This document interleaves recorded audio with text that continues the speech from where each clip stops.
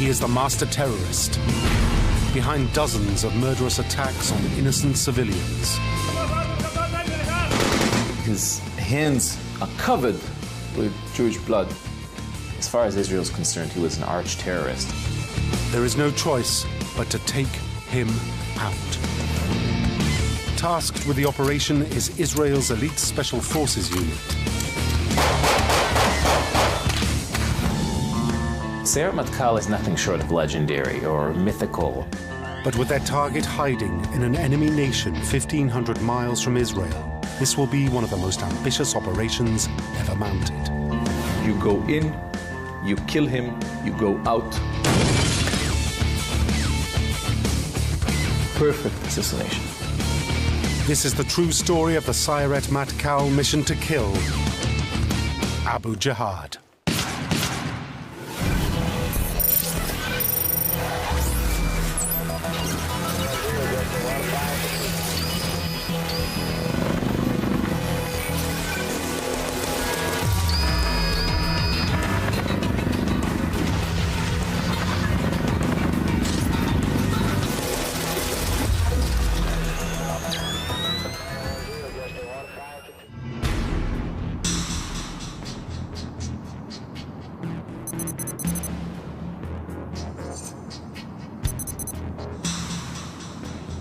In the dead of night, 3 terrorists infiltrate the Israeli border.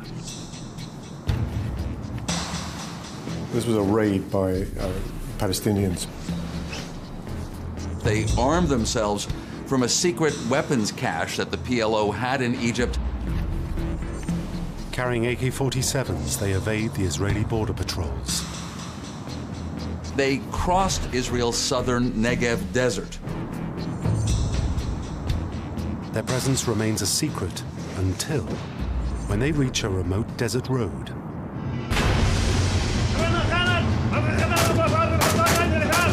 They hijack a passing car.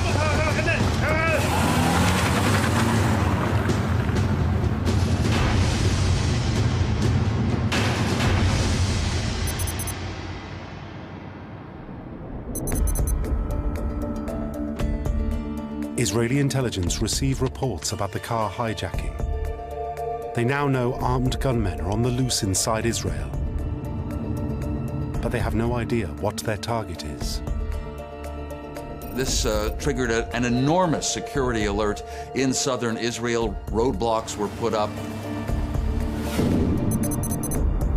An hour later, the gunman's car is sighted approaching a high security area. It was not far from Dimona, which is the site of Israel's nuclear reactor. It becomes clear that the terrorists are planning to attack the Dimona reactor, Israel's most important military facility. Yes, the one where Israel has nuclear weapons but has never admitted that they have nuclear weapons. With the top-secret facility at risk, army units race to intercept the terrorists before they can reach their target. Realizing that Israeli forces are closing down on them, the Palestinians suddenly change their plans.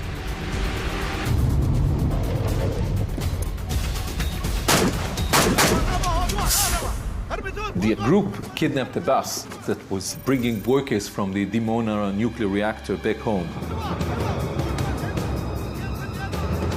Some of the passengers manage to escape, but 11 are trapped. 10 are women.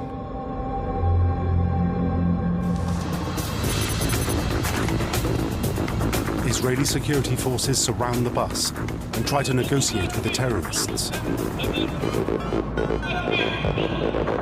But the gunmen are not interested in negotiating. Then they turn their weapons on the hostages.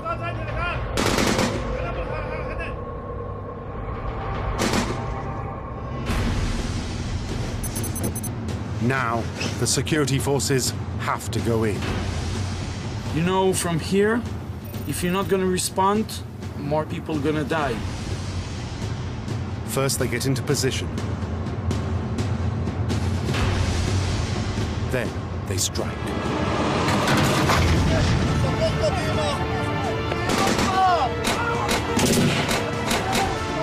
In a matter of seconds, Israeli soldiers take over the bus, killing all 3 of the terrorists.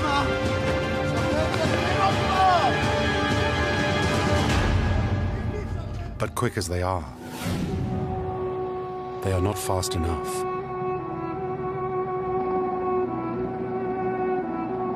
3 of the workers at the Dimona plant were killed. 2 of the victims are young mothers.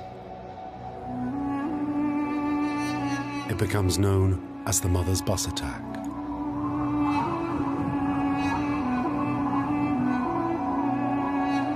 Even in a nation used to terrorism, this is still a shocking act. The Dimona bus attack was different from what was going on. This one was such a horrific attack that targeted not only innocent people, but mothers and women. That really was the most raw nerve in Israel. But even as the mourners gather, Israeli intelligence agencies have already identified the man behind the attack.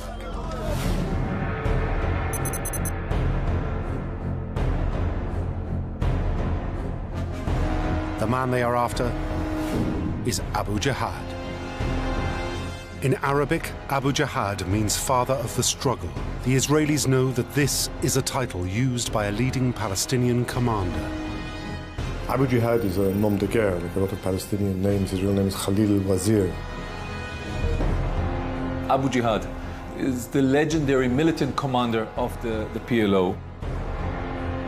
In the Palestinian organization, of course, he was admired as one of their top leaders.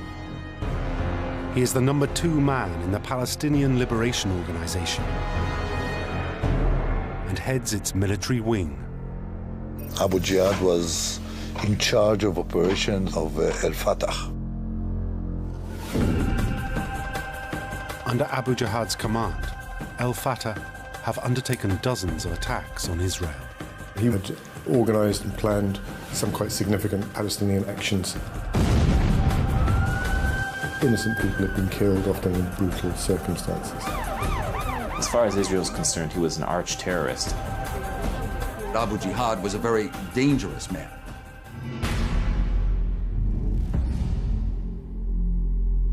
Abu Jihad is such a threat to Israel that for 20 years they have been trying to take him out. The hunt for Abu Jihad was conducted throughout the years. There were numerous attempts on his life. All of them failed. Israeli military intelligence first tried to kill Abu Jihad in Damascus with a car bomb. They missed. A decade later, the Israeli Air Force tried to kill him in an airstrike on Beirut. But again, he walked away. The Mother's Bus attack is proof that the master terrorist has reared his head once more. But the threat he poses may be worse than just terrorism. The Israelis believe that Abu Jihad is also behind the biggest challenge to their authority that they have ever faced.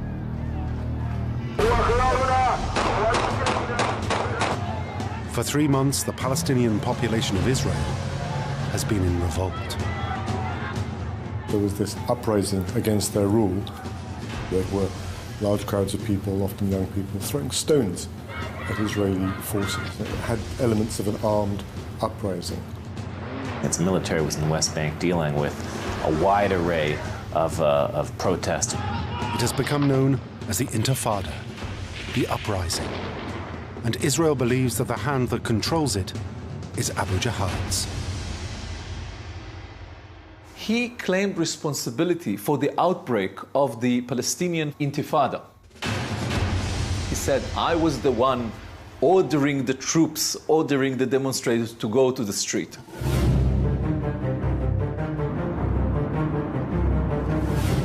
Israel cannot allow the insurrection to continue. The Intifada caused an enormous international damage to Israeli prestige worldwide. They felt they have to get back at Abu Jihad. They felt that he couldn't be allowed to get away with that. And the man who decides to deal with Abu Jihad is Yitzhak Rabin, Israel's Minister of Defense.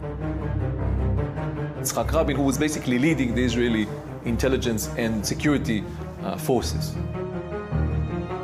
Rabin was quite a hardliner. He was a military man through and through. His whole concept of peace was based on the fact that Israel had to be strong and it had to defend itself. He also believed very strongly in targeting those terrorists that were attacking Israelis. Rabin decides that Israel must kill Abu Jihad.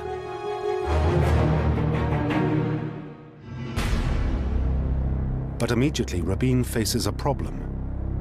Abu Jihad is a long way from Israeli shores.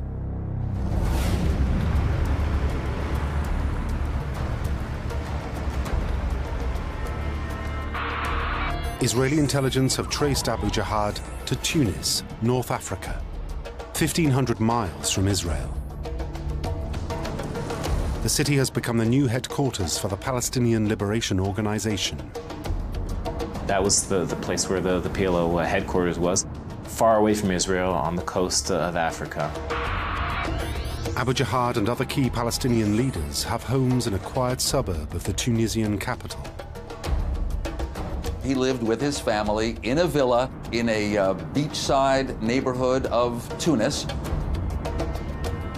Being so far away from Israel, Abu Jihad felt quite confident and safe. He didn't think that Israeli intelligence would be able to get so far, so remotely from Israel. But he is wrong.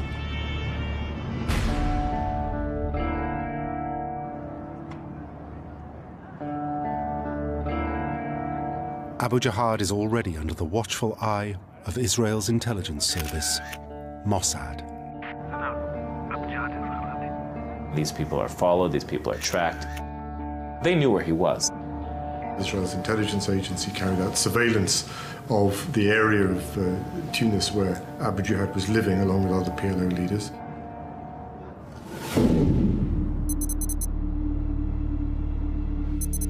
Four days after the mother's bus attack, Rabin orders Mossad to come up with a way to kill Abu Jihad. Initially, the agency is confident that they can do it themselves. They told Defense Minister Rabin that they could come up with an operational plan to assassinate Abu Jihad in Tunisia within 30 days. Mossad come up with various alternatives for killing Abu Jihad. By a sniper. By exploding his car. By planting a booby trap, explosive, where he was driving from his house to his office. By poisoning him. By firing rockets on his house. All sorts of possible operations.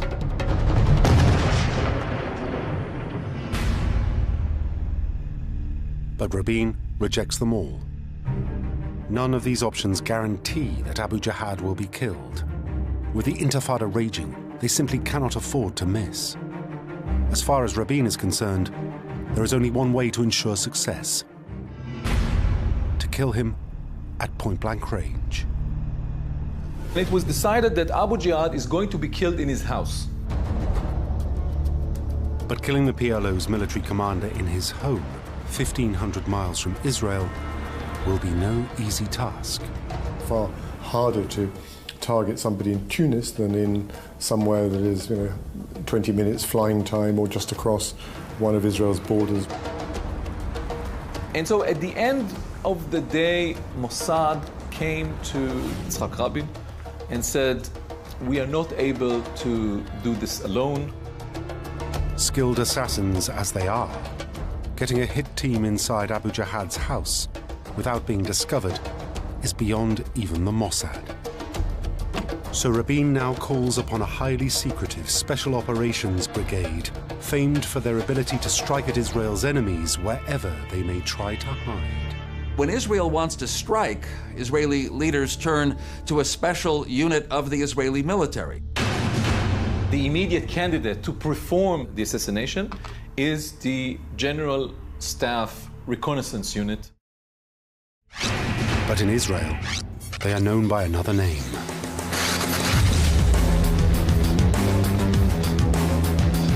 In English, they are known as the unit, but in Hebrew, they call them the Sayeret Matkal. Sayeret Matkal in Israel is nothing short of legendary or mythical. It's essentially the top unit in the army. It's the sort of byword for an elite unit. There are others, but that's the sort of crème de la crème.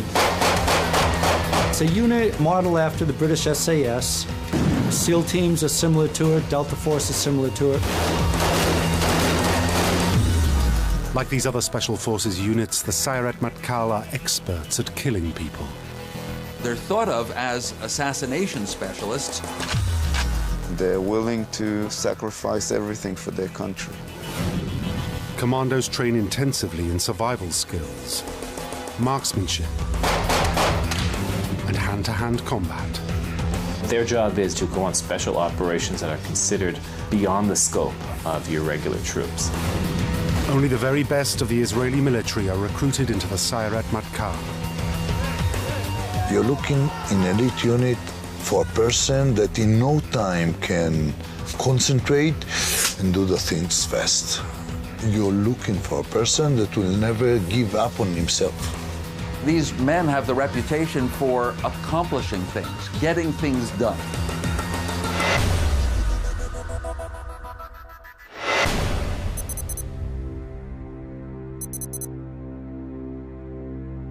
That reputation was cemented by a legendary operation that took place in 1976. Terrorists hijack an Air France plane with more than 100 Israeli and Jewish civilians on board. The plane is diverted to the Ugandan capital, Entebbe. When Uganda's dictator, Idi Amin, decides to cooperate with the terrorists, Israel calls on the Sayeret Matkal. The unit Sayeret Matkal took something like a few weeks to train on the model of the aeroplane, to fly to Entebbe and to give the right solution for the incident. That solution is for the Sayeret Matkal commandos to disguise themselves as members of the Ugandan army. Once on the ground, the unit strikes.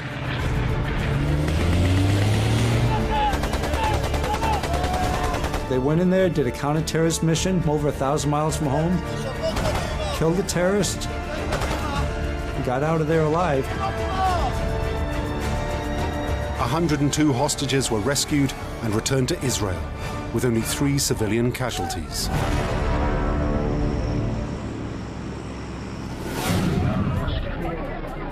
That lightning raid, of course, became legendary. And that was the beginning of their reputation as being a hardcore unit. Rabin believes there is no other unit better suited for the task of taking out Abu Jihad. So he puts in a call to a man who had been one of the architects of the Entebbe mission. He is Israel's most decorated soldier and a living legend. Ehud Barak. Ehud Barak was the head of Sayeret Matkal, one of the most famous commanders of Sayeret Matkal. He was in a position then as being a chief of staff or head of military intelligence. Very serious guy, very smart guy, very sharp guy, very decorated guy.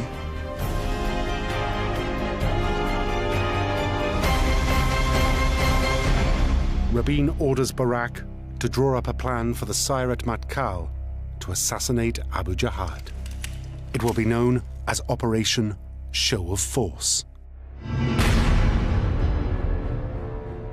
Now Barak demonstrates one of the hallmarks of the Sayeret Matkal, meticulous planning. The key will be finding out as much as he can about conditions on the ground. They, more than anybody, know the importance of intelligence and good intelligence. Despite the distance, if everything was carefully looked at in advance, there was a reasonable chance that they could be able to get away with it. First, Barak has Mossad send more agents to Tunisia.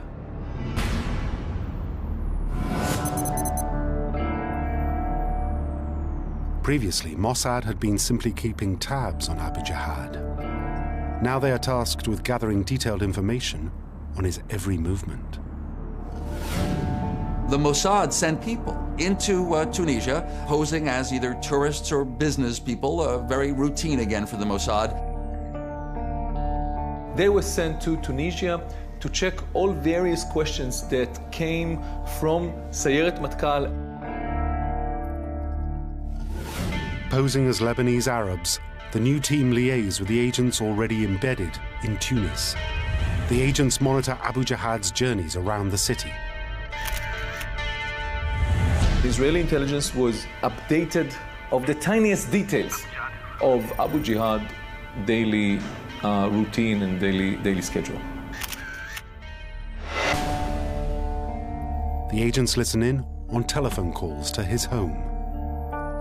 The Mossad would use electronic means to intercept communications and listen in, so they were confident that they would know when Abu Jihad is at home.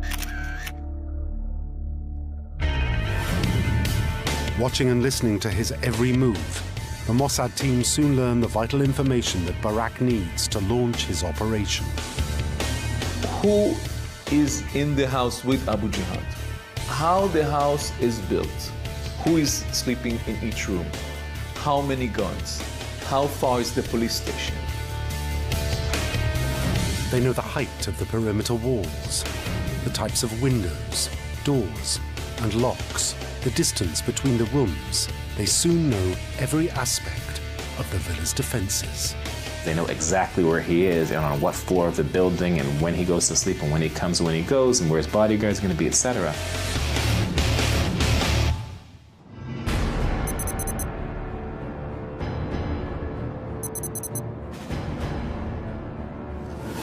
Armed with the intelligence from Mossad, back in Israel, Barak begins to draw up plans for the operation. And so Sayeret Matkal was starting to plan how to take out Abu Jihad. The plan Barak develops is to send in a small team of commandos to assault the villa under cover of darkness. But it will only work if it is carefully choreographed. The preparation and planning is the most important thing in a mission for the Special Forces soldier or the Special Forces unit.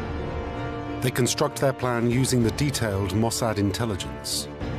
And they built a small model, which is an exact copying of the house. Barak marks out the guard posts and points of entry.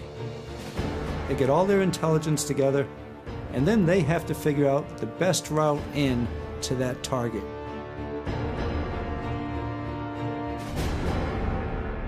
Different strategies for the assault are debated in order to minimize the risk of failure. The soldiers are smart and they have a lot of experience, and if they have a good idea, then the idea is taken and the plan is changed. Once this is agreed, the commandos mark out the exact footprint of the villa and practice the assault again and again. That was something that Israeli intelligence and the Sayeret Matkal commandos frequently did. They never wanted to leave anything to chance. Like every other secret or special operation, you should train. Train for the exact steps, for the exact performance of yourself and others and so on. But expect the unexpected.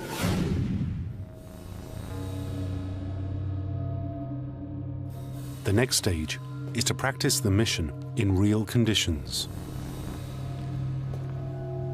Sayeret Matkal asked few people to donate a house in Israel not far away from the beach for rehearsals.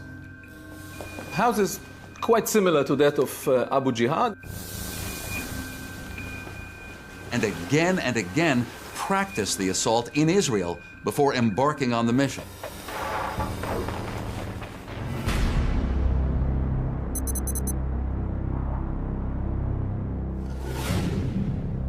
Whilst the commandos are practicing for the assault on the villa, Barak turns his attentions to one outstanding issue.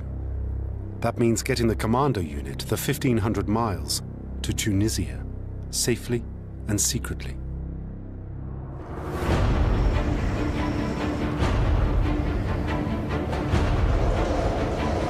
All arms of Israeli power would be involved here. The Mossad, the military intelligence, the Navy, the Air Force. Barak mobilizes the entire Israeli military. First, the Navy will take the commandos from Israel to Tunisian waters in missile boats. It was a huge armada of ships, airplanes, cargo ships, carrying helicopters. Above them, Barak orders the Air Force to be ready with an emergency evacuation plan. Sayeret Matkal is under the coverage of the Air Force in order to be evacuated if something really bad happens. It is an almost unprecedented mission in its size and ambition. This was a huge operation. Thousands of soldiers and intelligence officers from the Navy, Mossad, military intelligence.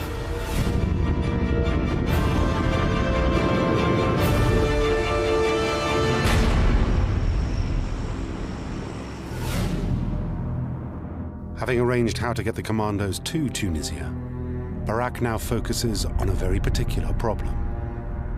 The nearest landing beach is 2.5 miles from the villa. This presents him with two problems. The first is how to get Sayeret Matkal to the house. And the second was how to get them back safely and alive after the assassination. How can Barak get the team through the Tunisian streets without them being detected by either the Palestinians or the Tunisian police? Bear in mind, Tunisia is an Arab country and not a democratic state. It's a sort of a police state far away from Israel. They have to get there quickly without drawing attention. So they need an insertion plan. So Barak comes up with an ingenious method to get the commandos to and from the villa without being detected. First, they will arrange a distraction to clear the area of police. We're expecting local forces to intervene. So you give a notice to the police, the local police, that something happens far away on the other side of the city. So everyone is concentrated there. You have time to go. Next, the Mossad agents on the ground will rent cars and drive them to the beachfront. There, they will collect the commandos and ferry them to a location near to the villa. Those rented cars were placed on the beach in Tunis to make sure that no suspicions would be aroused. The Mossad agents will park the cars near Abu Jihad's home, but the commandos will have to walk the final few yards to the villa on foot. This is when they will be most exposed. To get them the last few hundred yards, Barak turns to his own experiences.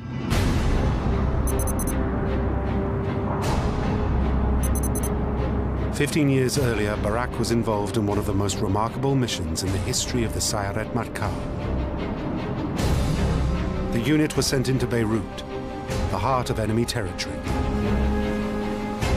They were sent to kill the men behind the slaughter of 11 Israeli athletes at the Munich Olympics. To infiltrate the city undetected, Barak and the others employed a very unusual disguise. Some of them are dressed as women in order not to distract attention that just a group of men is walking in the street. It's always easier to have men and women together. Their disguises allowed the unit to disperse through the city undetected and launch multiple synchronized attacks.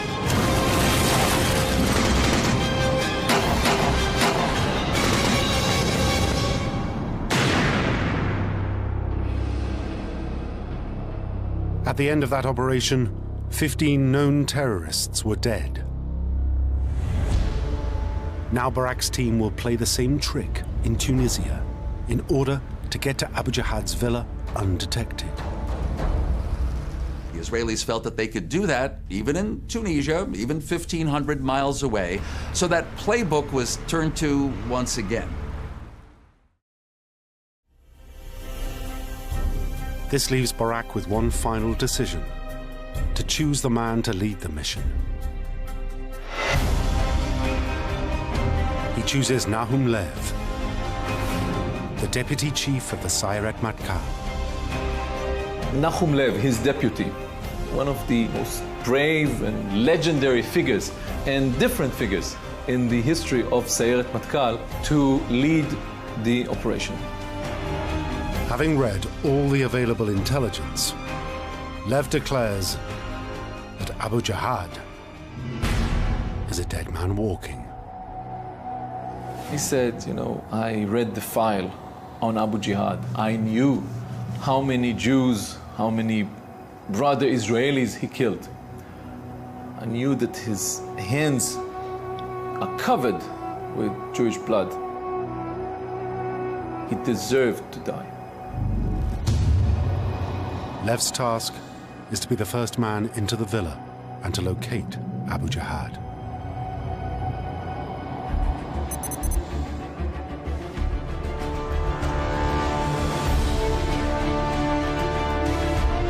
Lev and his men now embark on the 1,500-mile journey to Tunisian waters.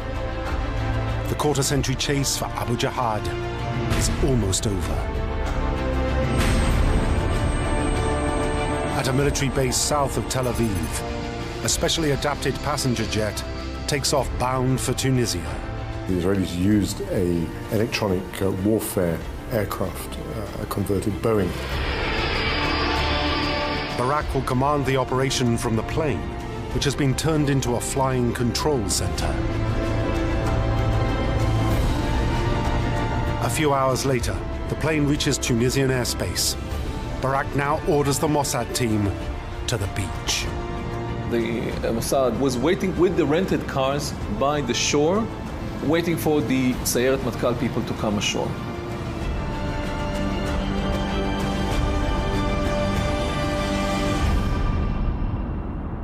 With the Mossad agents in place, the order is given for the Sayeret Matkal to land. They are taken ashore by members of Flotilla 13, Israel's Navy SEALs.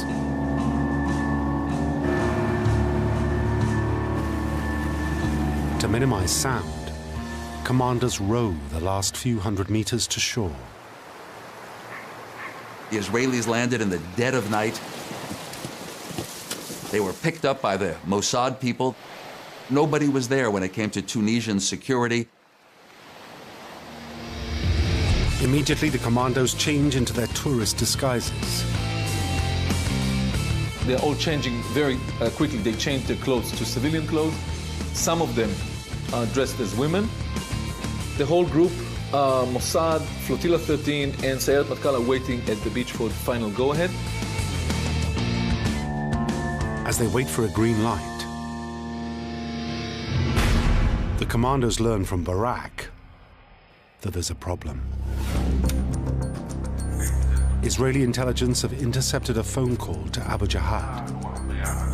Someone from the PLO headquarters called Abu Jihad and said that they were warned by apparently a European intelligence service that the Israelis are thinking of killing a PLO senior figure. Barak's fear is that if Abu Jihad suspects he might be the senior figure being targeted, he may flee Tunis immediately. The Israelis were quite afraid that he's going to take this threat seriously. Barak demands a report from the Mossad team watching the villa. Is Abu Jihad at home, or has he fled Tunis? The agents report that his Mercedes has been seen arriving at the villa, but they cannot confirm that Abu Jihad was in the car. They saw people going out of Abu Jihad house and getting into the house, but they didn't see their face. While Barak waits to find out where Abu Jihad is, he orders the Mossad agents at the beach to take the Sayeret Matkal to their position near the villa. Quite rapidly, they launched the force, the Sayeret Matkal force, from the beach to Abu Jihad house. At about 1 o'clock in the morning, the three vehicles that contained the Israeli commandos went into this neighborhood called Sidi Boussaid.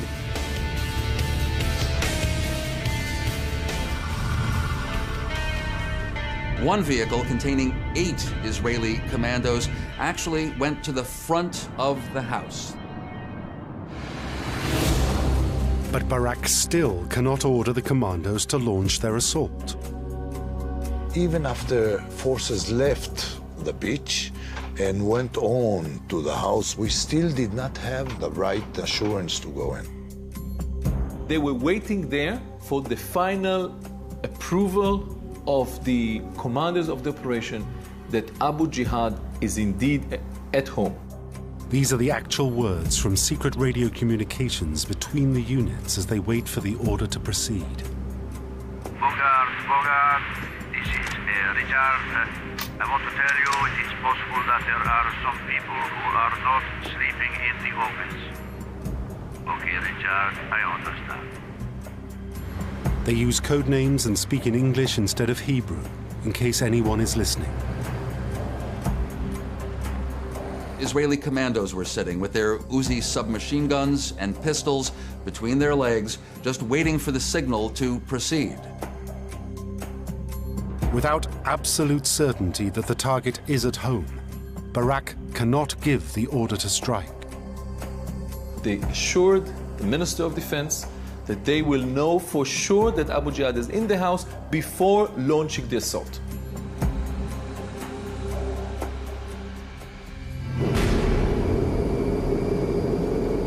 It is now that Barak shows the Sayeret Matkal's real quality. He has a backup plan. Israel is famous for being adjustable.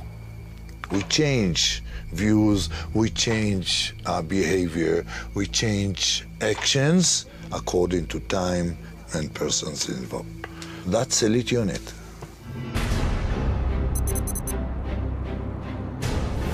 A few days previously, Barak had ordered an operation in the Palestinian territories.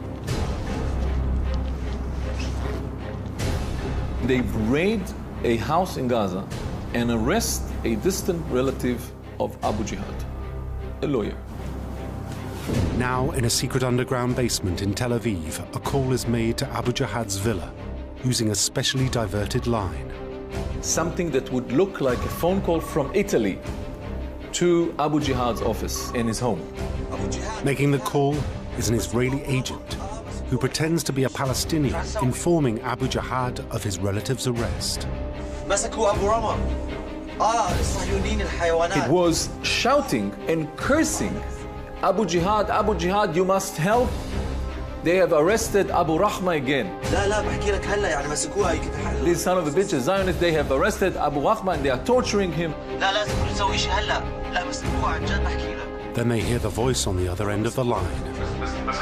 The speaker says, who is this? Please calm down, we'll make sure everything is okay, we'll help Abu Rahma, don't worry. The agent has to keep the person on the phone talking. Listening in are 3 Arabic experts who have been trained to recognize Abu Jihad's voice. Each one of them had to raise his right arm when he's 100% confident that this is Abu Jihad speaking from the other side of the line. As the 3 soldiers listen to the voice, first one and then another raise their right hands into the air.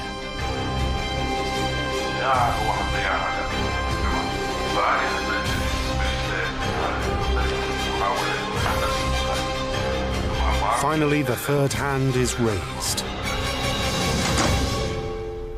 It was approved and confirmed and corroborated that Abu Jihad is in the house. Finally, Barak can give the order to strike. Bogart, this is Richard. You can leave the station. You can leave the station. Do it fast. I say it again, do it fast.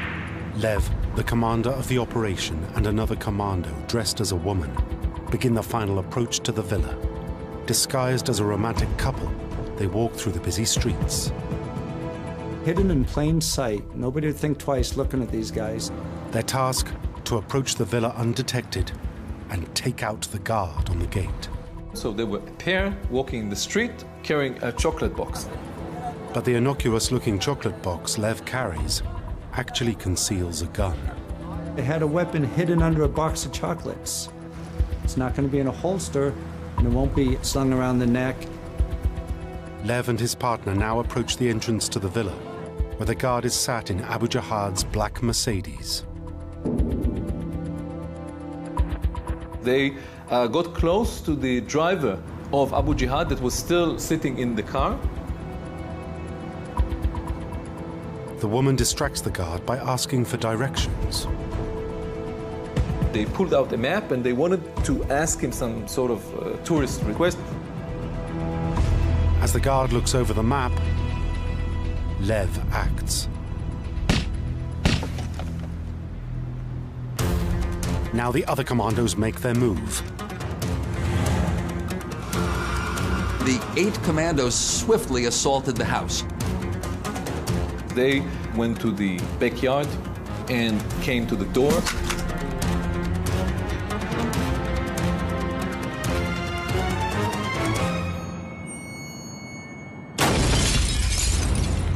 It made some noise, and Abu Jihad heard it in the upper floor.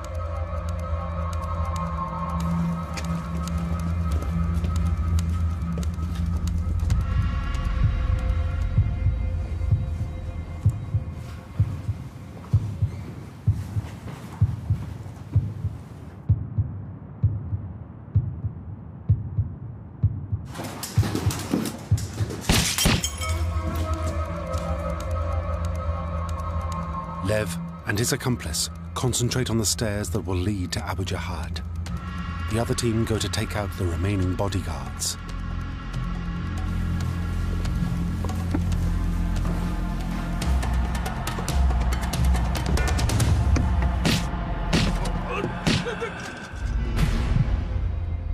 With the bodyguards dealt with, Lev and his partner close in on the main target.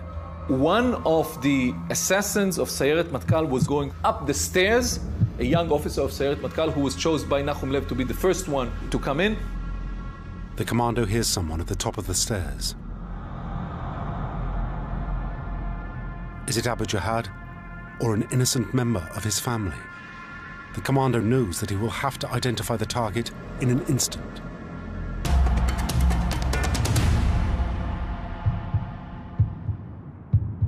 The commando reacts instinctively.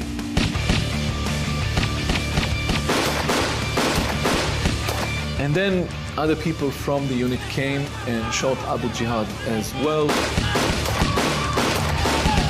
70 bullets hit Abu Jihad, and his right hand, which had held the pistol, was nearly severed. But as they are firing, Abu Jihad's wife suddenly appears. Scream, halas, halas, stop it, stop it. Don't you see that he's already dead? But even with everyone's nerves on edge, discipline holds. Even when the unexpected happened, the wife did not get hurt. We will avoid shooting even on the expense of getting hurt. Instead, Lev orders her to face the wall. And with Abu Jihad confirmed dead, the commandos depart.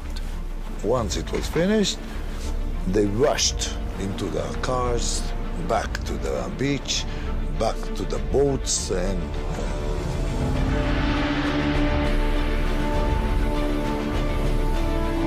the entire operation has been accomplished in a matter of minutes. At dawn, when Tunisian investigators and a PLO team went out to see what happened, all they found were the 3 rented vehicles and footprints on the sand. As the commandos journey back to Israel, they know that even by their own high standards, Operation Show of Force is an outstanding achievement. Abu Jihad, who as far as the Israelis were concerned was the main planner of the intifada they were out to stop, was dead.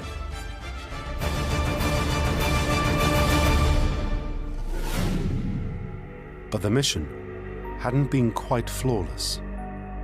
Despite all the intelligence gathered, there was something they had missed. At the time of the raid, Abu Jihad's gardener was sleeping in the basement of the villa. This innocent man had been killed alongside Abu Jihad's bodyguards.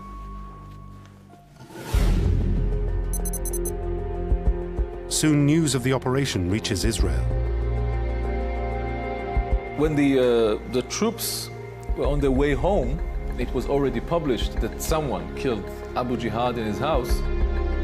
Israel has never formally admitted to killing Abu Jihad, but there was never really any doubt about it. But there is a strange twist to this tale. The news of Abu Jihad's death does not have the effect Rabin had hoped for. It's all very well being clever at killing Palestinian leaders, but the PLO didn't disappear. The Intifada didn't stop. In fact, the violence gets worse. News of Abu Jihad's death triggers the bloodiest day of protests since the Intifada began. And in a bizarre development, the Israelis learn that despite his claims, Abu Jihad had never had anything to do with the Intifada. In fact, he was lying. He didn't know that the Intifada is going to break up, he or the PLO.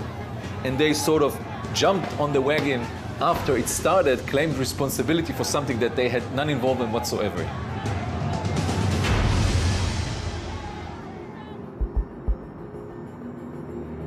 And the reaction of Israelis wasn't what Rabin had expected either. There was quite a lot of comment in Israel that, well, this was a brilliantly executed mission by our boys. At the end of the day, did it make much difference in the big picture? Not really. But one difference it did make was to the career of the man in charge of the operation, Ehud Barak. It's hard to overstate what a legendary career he's had. In the years after the Tunisian mission, Barak was made chief of the general staff. And in 1999, the Israeli people showed their admiration for the Sayeret Matkal when they elected this former leader of the unit to become Israeli Prime Minister. The Israeli public, though it doesn't know much about precisely what Sayeret Matkal has done, well, the Israeli public knows that it's a trustworthy group of men who get things done.